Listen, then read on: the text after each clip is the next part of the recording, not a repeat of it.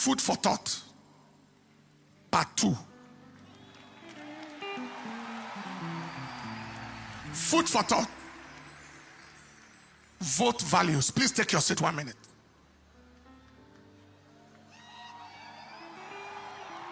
At the heart of leadership is the heart for followership.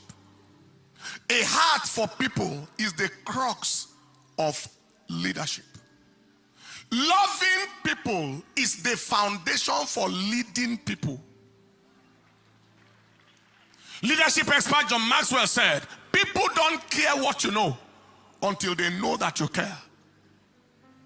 Leaders must be touched by the plight of the people, because what touches you determines what and who you can touch. You can't touch people until their pains touch you. What moves you determines what you can move. If the problems of people don't move you, you can't move those problems of their lives. Now there is a connection between feeling and healing. What you feel determines what you can heal.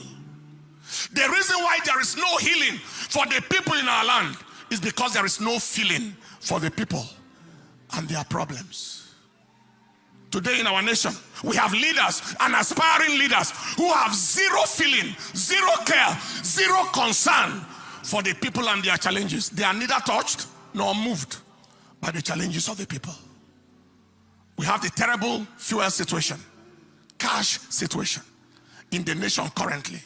It has elicited no concern from leadership or those aspiring to lead. I went on evangelism yesterday and people were asking me, can you give us some cash? That is on the evangelism field. We've seen videos of people who strip themselves naked in the banking halls looking for money. They are nowhere to be found in seasons of natural disaster or catastrophe in communities or regions of the country. They flood in Bayelsa the other day and all of that. You can't find them there. They have no heart, no empathy, no compassion to visit with refugees in IDP camps across the country. They have neither concern nor compassion to visit with victims of terrorist or banditry attacks in communities across the nation. No heart. They have neither enough sensitivity nor humaneness to speak out against the massive killings, kidnappings, banditry, terrorism perpetrated against innocent citizens of the country. Not a word of condemnation or action. Yet they want to lead the country. Especially those whose tribesmen, and you know what I'm talking about, had severally accepted responsibility for various barbaric, disastrous, atrocious, and destructive activities in the country. The same ethnicity and tribe that is in power today. They intend to step into authority so that their people can continue destroying the nation from where they stop in the current administration. God forbid. Since their value for their people is usually higher than their value for the nation. The truth is today, many aspiring leaders have various reasons for their aspiration. There are those who want to bear the title of president by all means, since they have corruptly amassed enough wealth to last their generation for a lifetime. There are those who want power so they can have immunity from prosecution for corrupt practices. There are those who want power so they can remain relevant since they are totally irrelevant outside of power, because they don't have any productive, meaningful, eventful life outside of government office. They are totally useless outside of government office. And there are those who want power because they claim it is their turn. But it is their turn to do what? Their turn to continue ravaging and destroying the country from where the last person stopped. Not that they care for anybody. And then there are those who want power because they have perfected and they have been successful in the control, the manipulation, and the domination of both the people and the financial resources of their states for decades. Since 1999, they determine who goes into power, who does not go, from the local government level all the way to the governorship level, even to the National Assembly.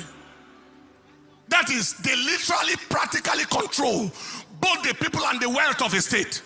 They progressed to the control of their region to a great degree. And now they want to extend their control, manipulation, and domination to the whole nation. That devil is a liar. For the sake of clarity, please listen to this. The combination of control, manipulation, and domination is the definition of witchcraft. Control, manipulation, domination, that is witchcraft. Thus, having successfully bewitched and diabolically brought a whole state and to some extent a region under their control, they now want to extend that control to the entire nation. Somebody shout, God forbid. This explains why the people of a land or a territory will celebrate and glorify their exploiter and enslaver, that is witchcraft, functioning in docility like slaves who fell in love with their chains and became willful worshippers of their slave master. Only territorial bewitchment can explain that. Only territorial enchantment can explain that. Charm is working, witchcraft is working, a spell is in the air. But I stand with an apostolic and a prophetic mantle, and I say the charm has spoiled, the spell is broken, the yoke is broken, the state and the region is liberated. Friends, the above reasons are some of the reasons why some people aspire to get into power. They don't love anybody for any reason. That is why they want to get into power at any cost, including the flow of human blood and the loss of lives. That is why they will hire and arm thugs to fight, to kill, and do everything abominable on their behalf. There was a video where one of them was telling his supporters and followers to do whatever it takes to win the election. Do whatever it takes. That is whether people like it or not. Do whatever it takes. That devil is a liar. Before I conclude, I have this caution for the youth. Don't kill yourself for any wicked, evil, devilish politician. They are not worth your life. A couple of them are generational liabilities. Human disasters worse than natural disasters. You confirm yourself to be the most stupid and useless human entity on the earth if you allow yourself to be killed so that an evil, wicked, heartless, valueless man or woman will win an election. They don't deserve to contest at all. How much will they pay you to go and die the needless, useless, profitless death of a fool? And after you have died, who will spend the miserable blood money you were paid? Caution yourself. Caution your brothers. Caution your loved ones. Send the message to the grassroots. If you have any brother or relation who is a known thug, caution and counsel them against needless death. Because if the thug dies, nothing stops for the politician. They won't pause their activities for a second. They won't mourn. It won't be a part of their agenda for a microsecond. No condolence or empathy with the thug's family. It won't be different to them from the death of a fly. Be advised. If they think thuggery is good, let them employ their children.